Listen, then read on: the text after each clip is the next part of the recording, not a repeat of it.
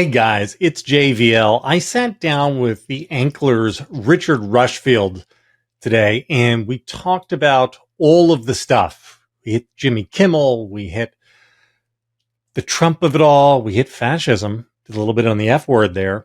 And then we ended up in a long conversation about the differences between this moment and the 1920s. It's actually a pretty interesting talk. I think you might get something from it. Here's the show. I think we have a quorum here. We may officially begin our proceedings. I am thrilled. This is someone when I started the lunch who, on my very, very short list of people that I want to have in. And as it turned out, the gods had pointed it towards this could not be a more fitting day as our two worlds collide.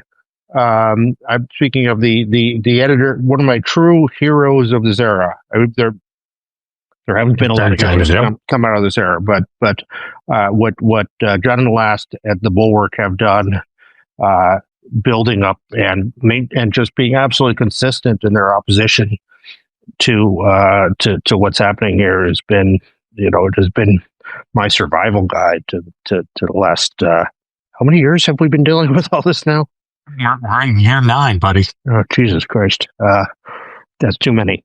There's at least 3.5 more. I'm thrilled. Maybe not for me, but we'll see. So it's fitting we had you in here today because with the news last night about Jimmy Kimmel, Hollywood, including myself, drew a column about it, is in something of a full blown panic and freak out, tempered by total defeatism and catastrophism, and give up. So I'm right here, the man from Washington, that you can tell us, hey, this is. I know cloture votes seem like a big thing, but this is just the process, and don't worry your pretty little heads about it. It works itself out, and everything's fine. So you're here to reassure us that it's all going to be just fine, right? I mean, sure. In the long run, everyone's dead. We're all food for worms. But this is what Hungary looked like a decade and a half ago, right? This is how it goes. It just is fascism. Somebody, Molly White, who's a very funny tech reporter, put something out on social, and she's like, if only we had a simple one-word term to describe anti-fascism. Like, yeah. But this is, this is how, again, nobody should be surprised. One of the things people actually talked about in January of this year was, we'll see how our late night comedians handle the turn America's turned into authoritarianism. And 2 of the 4 of them have now lost their jobs. So I should say that's not true. Kimmel maybe Kimmel survives, but his contract is up in 2026. Does anybody think he could re-sign with ABC? I don't. I mean, very difficult to see him coming back and just happily leading the late night slot for ABC after this, and that would be awkward, shall we say? And I want to put it. What's really dangerous about this, Richard? I mean, the whole thing is dangerous, but I was going to say what's really alarming is that the extortion didn't have to be done in the shadows, right? The FCC chairman didn't have to do a dead drop, have a courier drop a message with a fish wrapped in newspaper to Bob Iger or something. He was able to just go on a podcast and say, this is what we want you, the local affiliates, to do. This is what we want you, ABC, Disney, to do. And if you don't do it, there are consequences. And the fact that they feel as though they are able, and they are in fact able, to carry out these threats in public shows how strong their position is. They don't have to hide. So what I wrote today is in all my sort of I'm a history person, so I've been concocting scenarios of when the fascists come to power for since I was a child here, but and in none of them do all the good progressives and all the blowhards and everyone else in Hollywood just say, "Oh, all right. Oh, you want that? Yeah, sure. Done. You got it." Turns out that's how it really does work, right? Yeah, it's there be someone setting up a little barricade on some second tier street there, or that. But no, in the Disney, Brendan Carr made these insane statements, and the this and it all like the Next Star people who provoked this have this big I think it's a $6 billion merger pending right now. As a for just for the last month, and he's that it's the money, it's the fealty, it's everything. I'm searching for a little ray of light, but at least it's not. I mean, what? So what would you say when people say? I'm sorry, Richard. You have come to the wrong person if you're looking for rays of light, buddy. I know. I'm aware. Sorry. But what would you say, coming from Washington? There are people here who fellow columnists of mine who I'm sure will write on this very day. Look, it seems like a big deal, but the late night shows weren't working out. They're really not. And not in truth, I never watched them. The average audience is 170 years old, and so the damage that could be done from a big fight with the FCC and your affiliates is enormous. So if you're planning to remove these shows, what's the harm of just doing that a year earlier than you were planning to? Yeah, well, I mean, the harm is that you either have to maximally capitulate, or at some point you have to fight, right? And so every business has to decide, well, which is it, right? Are they going to, at some point, try to maintain independence from the regime or not? And many will decide there's no reason to have independence from the regime because the regime is so transactional. We can simply go along to get along, right? So long as we so long as we, like Tim Cook, make up some big gold award and give it to Trump, then we'll basically be able to get what we want. And if your company can do that, then you don't ever need to fight, right? If you don't care. But if you think that there are parts of your business that you want to control, like, for instance, the creative output of your animated film division or the hiring practices at your theme parks, at some point, the regime is going to want to have a say on those things too. And so this is why I just feel like if you're Disney and you think that this is the easy way, I mean, you're fucking stupid. Well, because you're going to have to fight this eventually. You might as well fight it over Jimmy Kimmel right here when everybody's watching it. Yeah. No, that makes a lot of sense. And I think they thought settling the Stephanopoulos suit was the easy way. Like, we're settled. We're good with these people. They know they can do business with us. It's fine. And Hollywood, for the first time in its history, Hollywood has been strangely silent on everything that has happened. I mean, Hollywood goes to the ramparts like every time someone misuses a semicolon in this world. But for the last 8 months here, they've had virtually nothing to say. Certainly, the institution, and I have been writing that if you think Hollywood is not on the list of MAGA priorities, you're off your rocker. Your damn mind, right? And you're out of your mind if you think that. And the fact that Hollywood has been eaten by tech to the extent which what you've been writing about now for a decade, and that tech has consolidated so much into the big 4 or 5, although I guess you count OpenAI as among that now, right?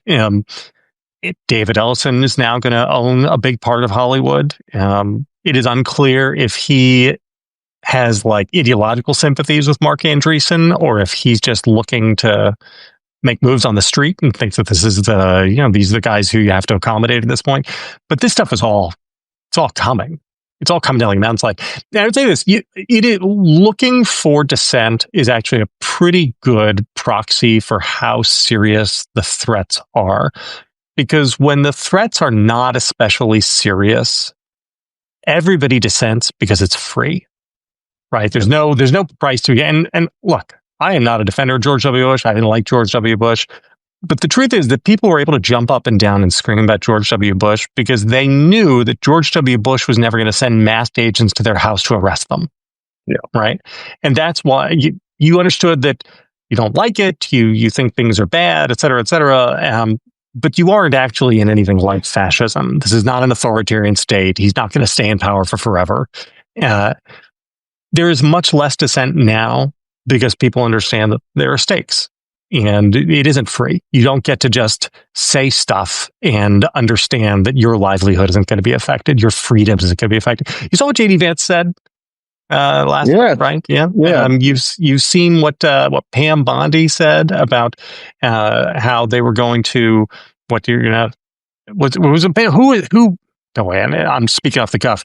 Somebody said that they will take your property, take your employment, and if you've broken the law, take your freedom, right? This is, that's just textbook authoritarianism, right? And they're saying this isn't even about the law, right? We'll use the law as a pretext to jail you if we can, but we're going to use the power of government to ruin your life in every other vector just because. And we can. How are you going to stop us? Oh, was it Stephen Miller? Yeah. Thank you, guys. God bless him. Native, grew up a mile from one of your people. Now, so. Yeah. Yikes.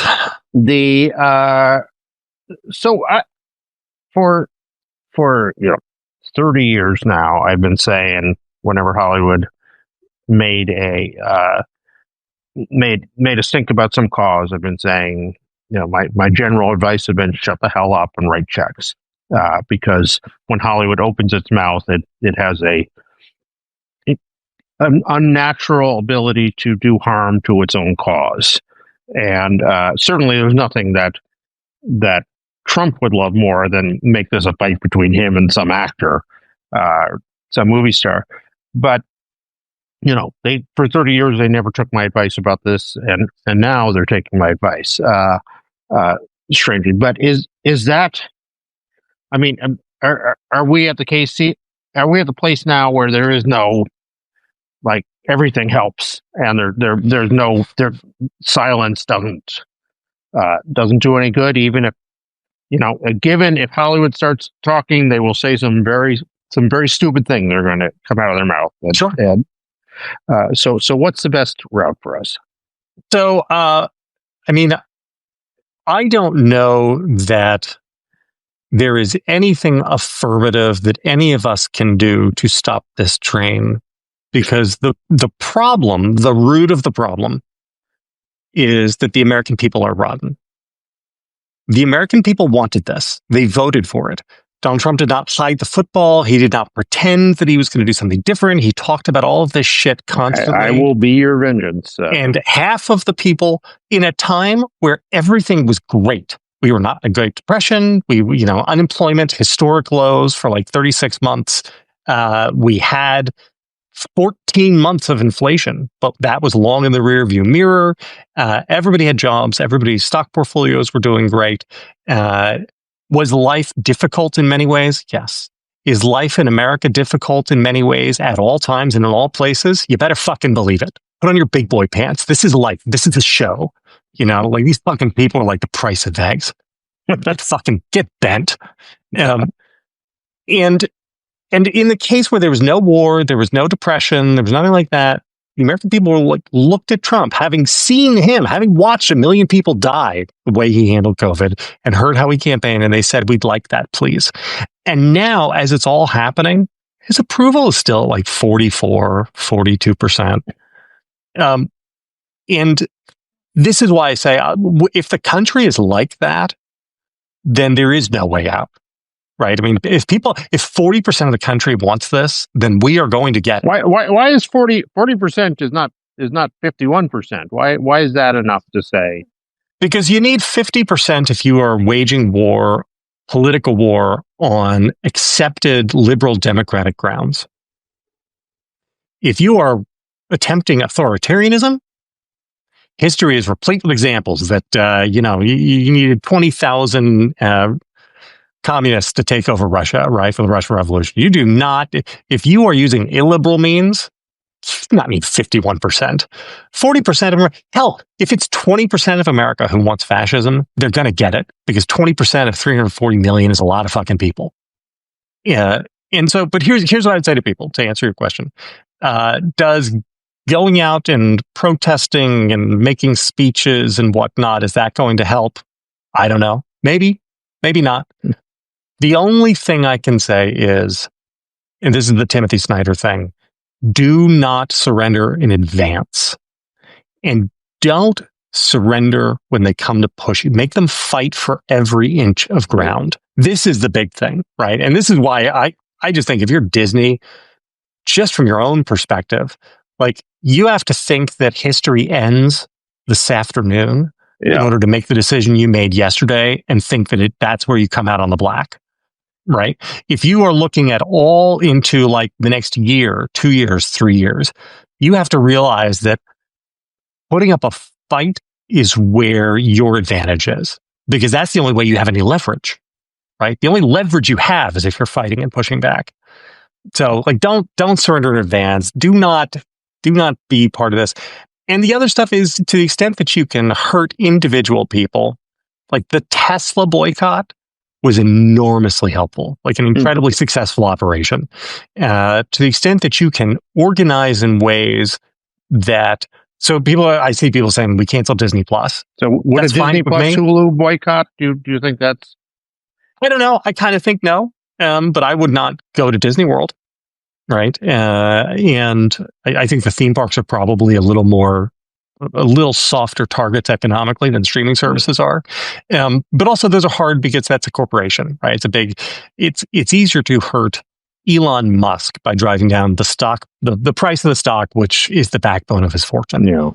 If there are ways you can find to protest there, and I would say the other thing is like mass mobilizations and protests, you should take part in those. So like the No Kings protests, like at the end of the day, history suggests that these things are only ever really stopped by just bodies, right? Yeah. Masses of bodies. And so, does it help posting something on Instagram or having an actor come out and say, like, I don't know, maybe it does, maybe it doesn't. But the other stuff, being part of mass movements like people power, that's very important. And not surrendering and forcing the bad guys to fight, very important. That's good to hear.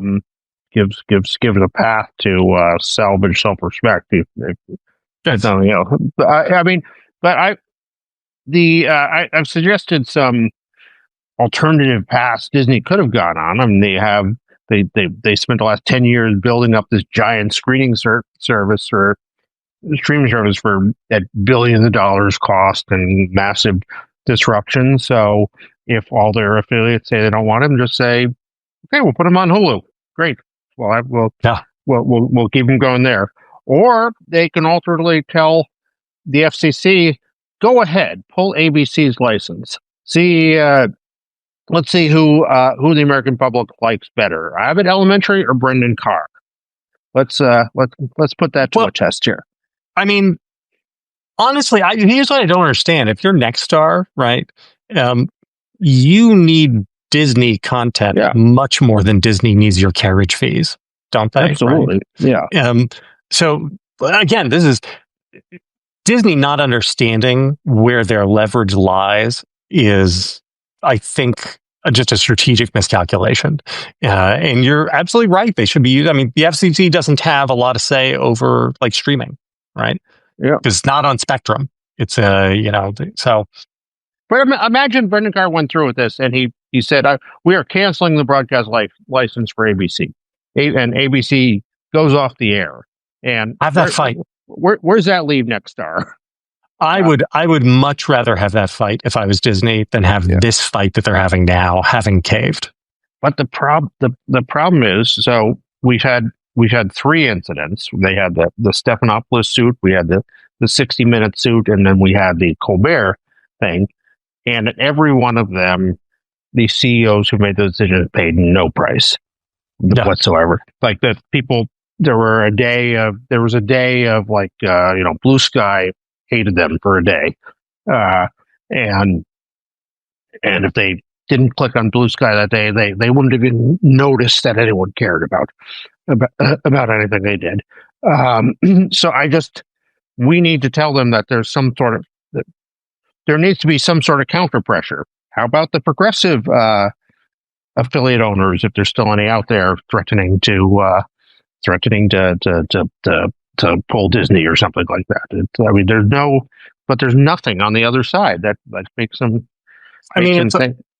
Part of it is that we do have a concentration of oligarchs who are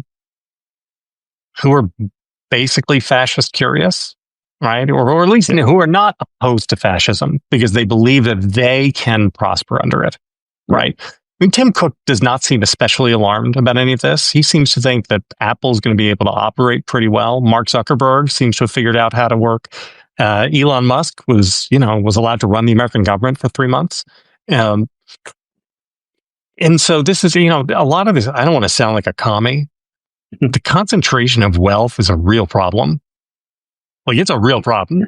And I just don't know that there's any way out of that, at least not in the near term, And I think people have I think the sense of what Hollywood is, that it's all these commies running around and running their film studios and just sneaking in liberal messages is very. I mean, I kind of did a back of the envelope of all the cameras rolling today around the world, paid for by Hollywood. I think just 70 when you put Amazon, Apple, Netflix, and now Paramount in the tech thing. I bet 70% of them are funded by the tech world. So that's we're a vassal state now. It's not. Oh yeah. And for Disney, who I think is, I have predicted for years now, is considering going down that route or hoping to go down that route. This is all part. They can't just sit that out, and then you will be left with 2 studios, Universal and Sony, that will be independent of that. So the tech world's priorities are what we have to live with here, and my sense is those priorities are not very good. I mean, at best, they are purely mercenary, and at worst, they are interested in a kind of feudalism that is antithetical to the American experience. I don't know what else to say about that. Is that crazy? Is that a crazy thing to say? No, because it feels like they're in just like almost the mopping up phase of the war. All the different industry. I'm talking to Urban Metzoler, who's having a meeting with the dentists. The dentists, they're buying up all the dentist's office, and all the dentists are going to become tech employees. It's like where the entire economy is on the road to being, under the control of 10 people or something. Yeah. Well, and this is a thing which happens under fascism, right? Because when you are in a liberal democracies depend on robust capitalist free market systems that have lots of competition. And so, because you need prosperity, right? And competition is the backbone of prosperity. And so there are lots of incentives and when I say liberal democracy, I just mean like everything in America prior to 2016. Yeah. I mean, under Reagan, under Clinton, under FDR, all of it. And so there's incentives to keep consolidation at bay, at least a little bit. Once you wind up in a fascist or authoritarian system, the incentives all go the other way because the authoritarian leaders need the business community to be loyal. They don't need prosperity. They need like a very bare minimum level of prosperity to keep people from having bread riots. What they need is loyalty from the business class. And so one of the ways to get loyalty is to give away consolidation. And like, this is just where we are, and it's been speeding up. And I don't know, it's all very bad. I mean, we're going to have Mark Andreessen and David Ellison owning TikTok. I'm sure that'll be fine. Like, how's that going to work going into the 2026 election? This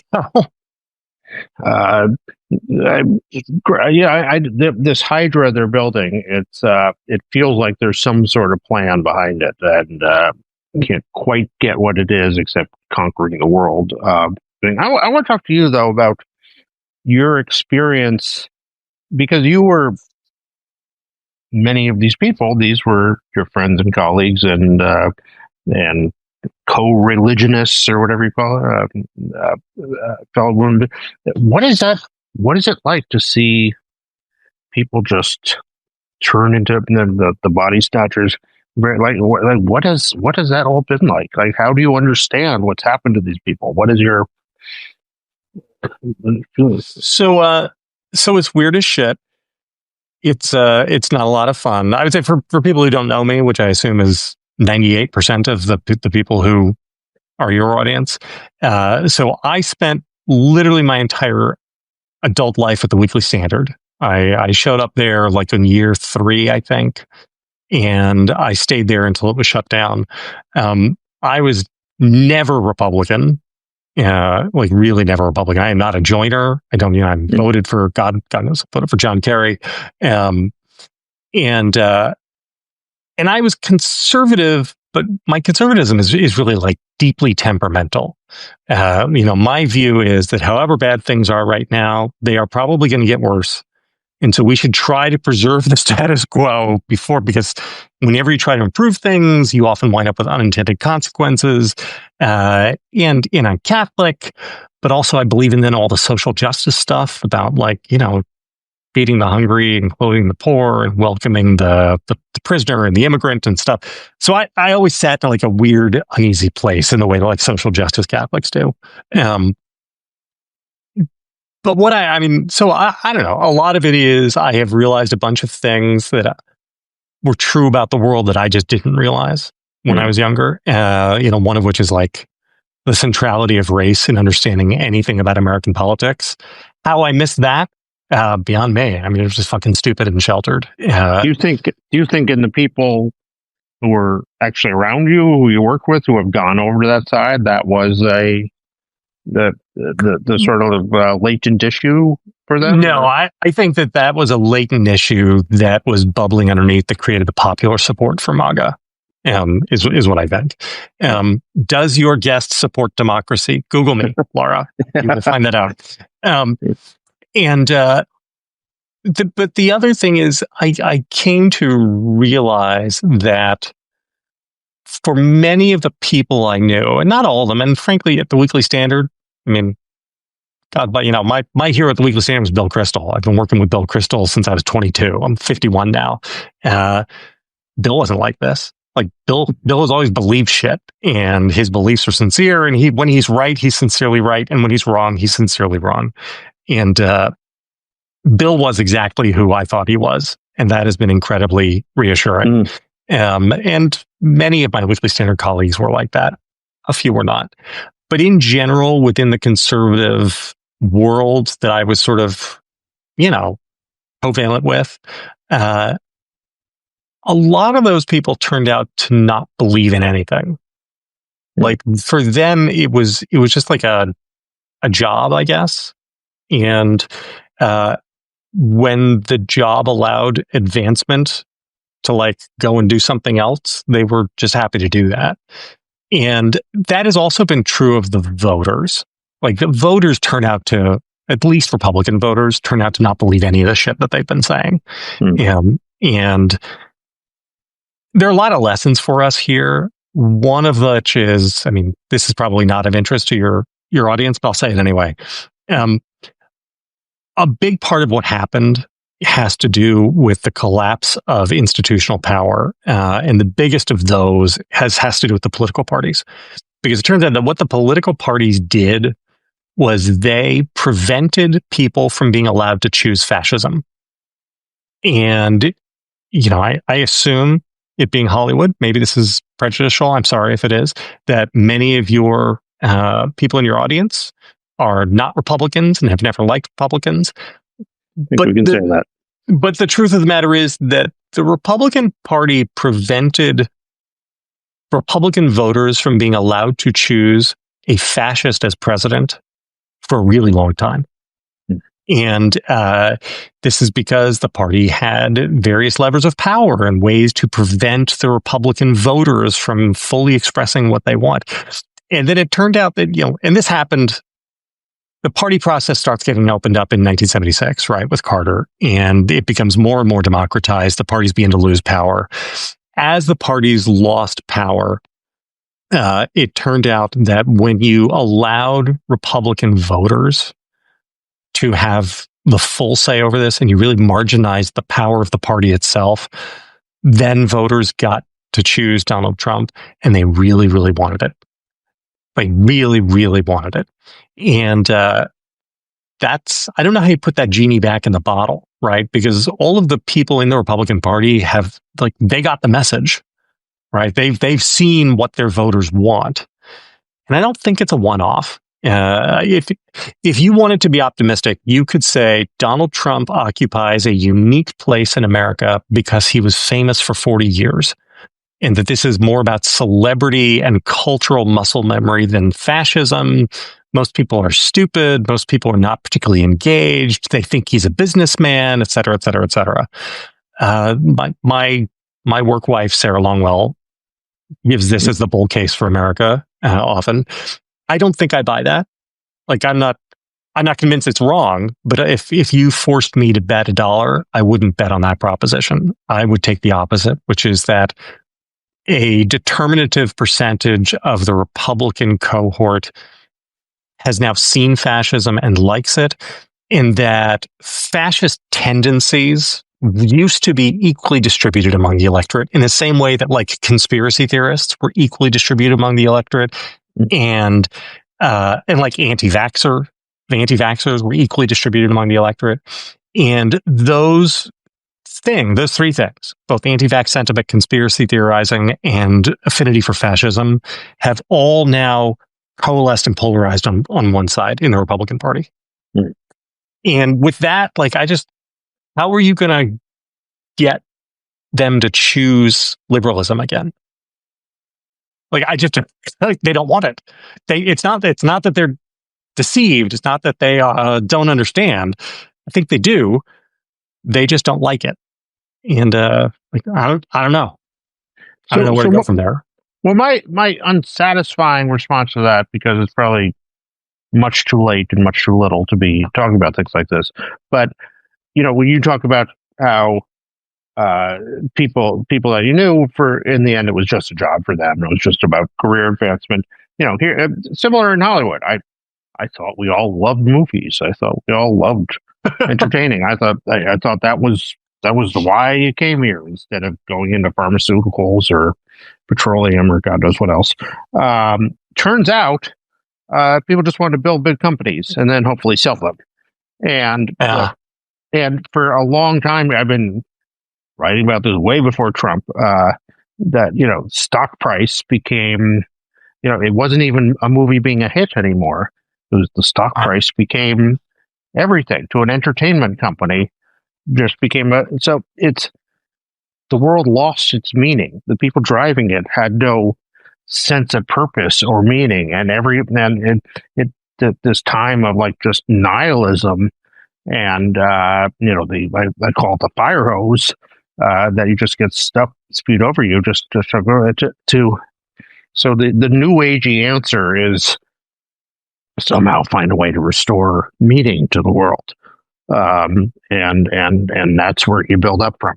I have no idea how you do that, but yeah. Well, I mean, the other optimistic case, I'll try to give you some optimism, is that we have been to a similar place once before in American history. There's a really good book called The Age of Acrimony. I would highly recommend you guys reading it. It's sort of that post-Civil War period when we actually almost fought another civil war. Things were very unhappy. We were at each other's throats. America was very divided. And then it all just kind of went away. And this is, so, in Shakespeare in Love, that scene with Jeffrey Rush and Tom Wilkinson, when he's like what is the inevitable path, the course of every production is inevitable, insurmountable obstacles on the way to inevitable ruin.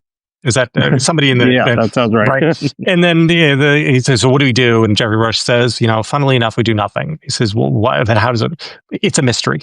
It all works out as a mystery. And it is possible that you just look at this from a systems point of view. Culture is an ecosystem that is so big that there are no buttons really that we can push. There are no levers to pull. And that these things will just work themselves out. And that is deeply unsatisfying, because that is a sort of like, well, we all fight as hard as we can, and either it works out or it doesn't. Yeah. I don't love that as an answer, but I also fear that may be the answer. I mean, I don't know. What do you think? What's the Churchill said? God protects children drunks in the United States of America. That's America. I mean, that's kind of my hope there, that there's a divine providence that wants us to see it. And you talk about this a lot. I mean, there is something satisfying to, like, you talk about the hot stove scenario, telling people, no, you don't want to touch that stove. You don't want to touch it. Saying finally, like, okay, you want to see it? Go ahead, touch the stove. Let's see how it goes. And I will say this also: in American history, we do not often solve our problems, right? Like we get a problem for a generation, and there's never really a resolution to it. We just sort of bulldoze over it and build our next set of problems on top of it. So I mean, when I say I look at this and I don't understand how it gets fixed, like, well, maybe it doesn't get fixed. It just sort of, we move on.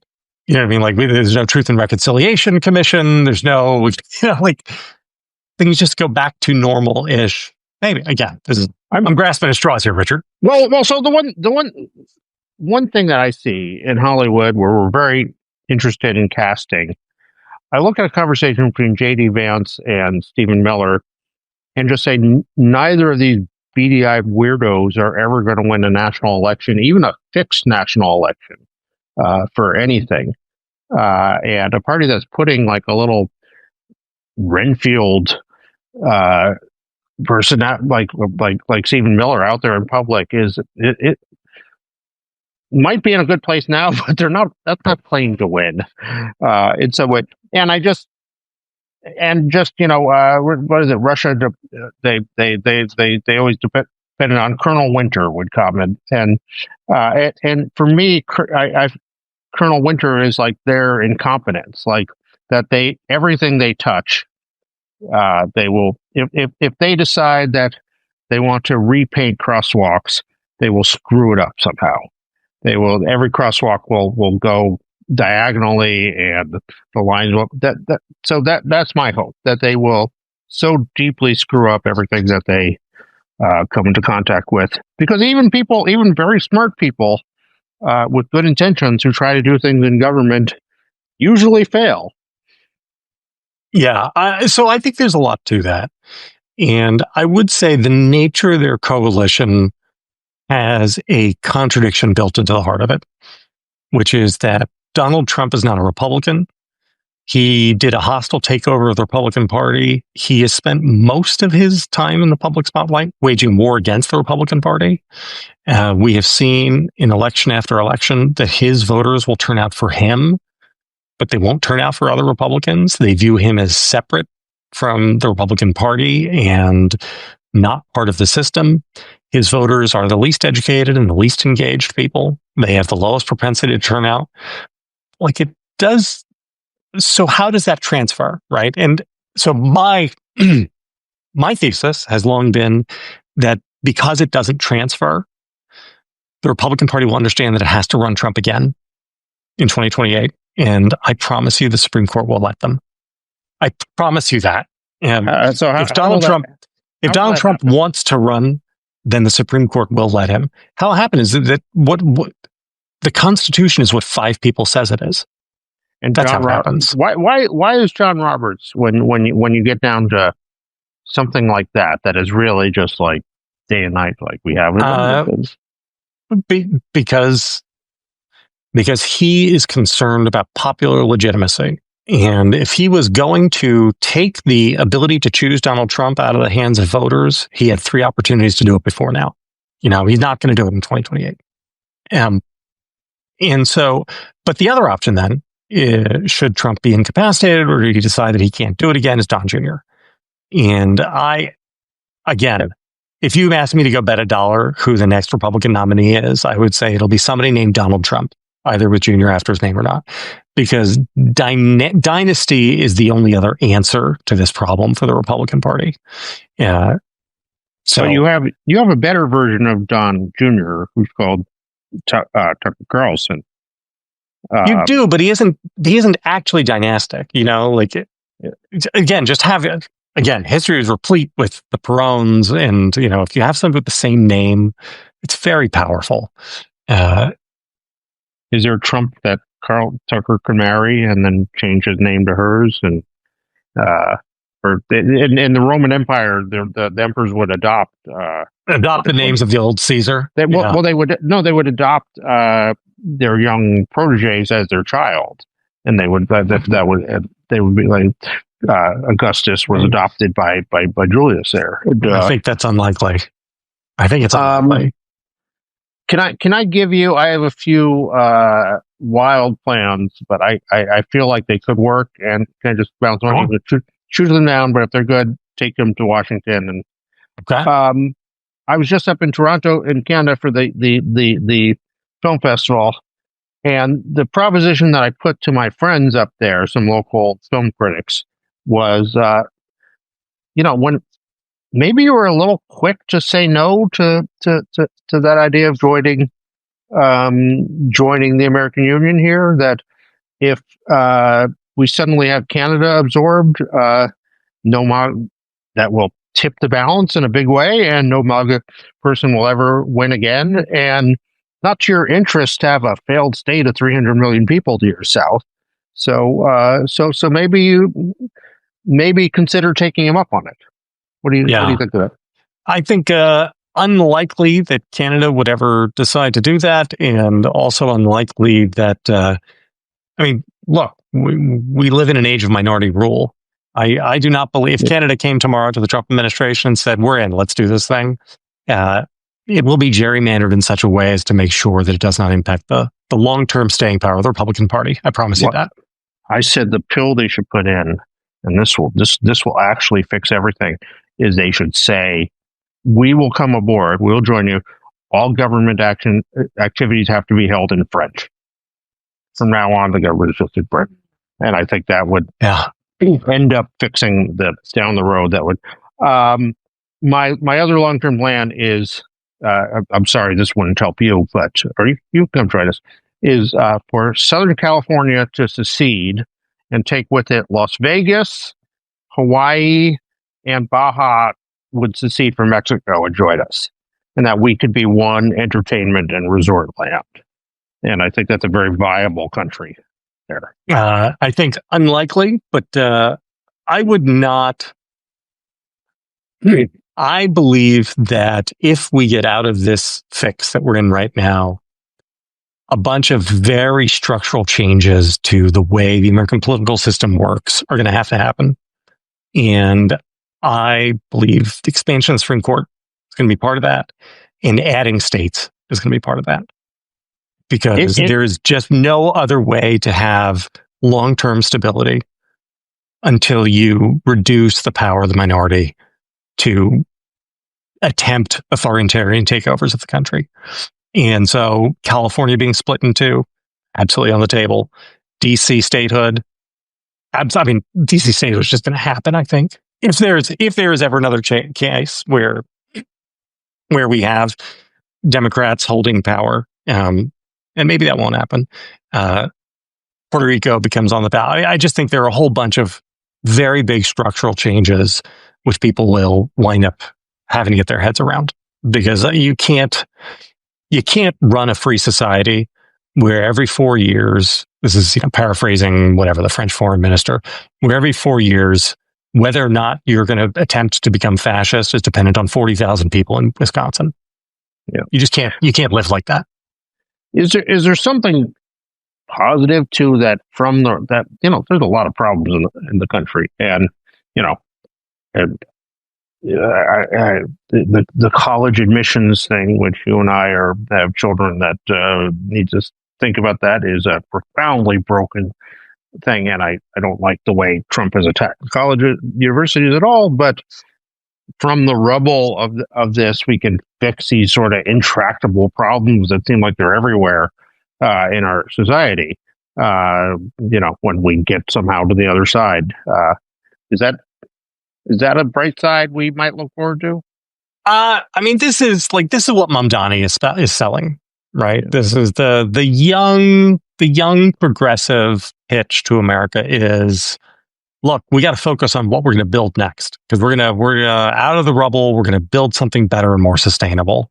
And I just don't think that that's a view of how mature societies typically work. I don't think new stuff really ever gets built in mature society, right? It's like mature companies versus, stage one companies. And so, maybe we'll try, maybe we'll make a run at it. Maybe we'll start taxing the highest 50 people in America in ways to discourage the concentration of wealth. Maybe we will nationalize SpaceX, which is just something that obviously should happen. It was an enormous mistake to privatize the aerospace industry in that way. But I don't really buy that argument that from the ashes, it'll get better. I think the best case scenario is just that we all find a way to muddle through. And that when you look back on American history, most of the time, what you would describe, if you could describe it extemporaneously and not looking back through the long lens, is things weren't great, but people found a way to muddle through. One of the reasons I say that race, the centrality of race to American history was just utterly lost on me. So I believed all of the shining city on a hill bullshit. And I believed all of and so when the Trump thing started happening, I was like, oh my God, I can't believe this. America's going to stop being free, and it took a minute because I'm an idiot. African Americans are like, oh, really? Welcome to the party. We were slaves in this country. And even then after slavery, it was 5 minutes ago that we didn't have authoritarian systems of government systematically attempting to repress us in violent ways, attached also to legal strictures through half the country. It hasn't always been a shining. All of these. Again, I'm just telling you 2 + 2 = 4, and you're like, yeah, sure, right, obviously. But because I'm an idiot, I didn't realize this stuff. And so things are always a little bit fraught, and I feel like the best we can really hope is like Ed Harris in Apollo 13, when he's, that scene in Mission Control when everything's going wrong and he just sort of puts his head in his hands and he goes, what do we got on the spacecraft that's good? That's where I am about America right now. Everything is, what do we got on the spacecraft that's good? And what we have is an economy that is still functioning at a very, very high level, even though it's tipping into recession. We still have pretty good R&D and education, although that's all under assault, right? We still have excellent public health. That's a problem. I mean, you see what I'm saying? All the things that I'm telling you we have that are good are things which are currently today on September 18th under active assault by the Trump administration. So I don't know where it goes from there. What bring us home here? You've had to live with this every day for 9 years and see your old friends have their bodies snatched and all this. How have you how do you stay sane during this if you have? What is the happy place you're able to go to shake this off for a few minutes and keep going? Boy, I mean, I don't ever. Like, I just don't. I don't turn it off. I do this 18 hours a day, and that's not true. I'm not doing this 18 hours a day, but I do two things in my life. I do this, and I do my kids and my family, and I don't do anything else. I don't build model ships. I don't have any hobbies. This is, you do my life. Baseball is someone. Yeah, I mean, we have it on in the background, but it's I don't get to a lot of games anymore. And I don't know. Like I feel like this is important. It's real.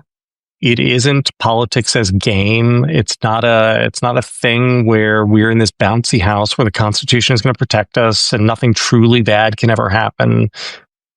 We have federal officers in masks without badges kidnapping people off the street. I mean, this is as real as it gets. And I would say this to your audience. Think back, have a real honest conversation with yourself, and think back to January 20th of this year and what you thought the worst case scenario would look like by mid-September. So after 9 months, what did you think by 9 months it would look like? I'm a pretty dark guy, and I know what I thought it would look like because I wrote a piece about this. And we are way past what I thought the worst case scenario was. I would have said they'll try to do a lot of things, but not really. It will be more noise, and in the end, they'll be just sort of flailing. Yeah, it's weird.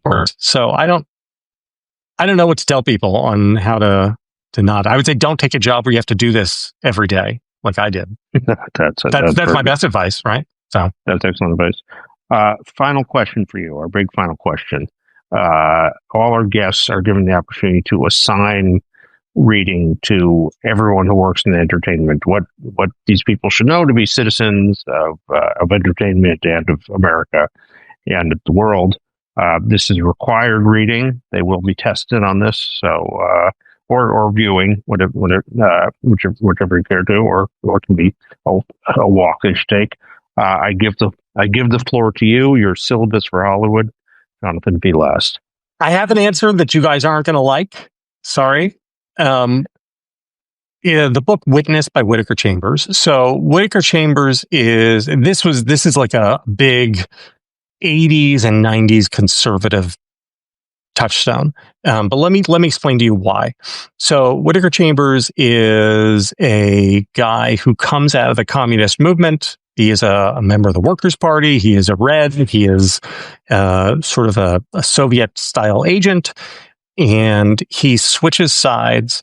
He's also a writer and an essayist. He switches sides and then goes, and this is at the height of the Red Scare, is naming names, and he names Alger Hiss as a high-level Soviet agent within the State Department. There is a long trial over this. Chambers testifies, names Hiss. We do find out later that Hiss was, in fact, stone cold guilty.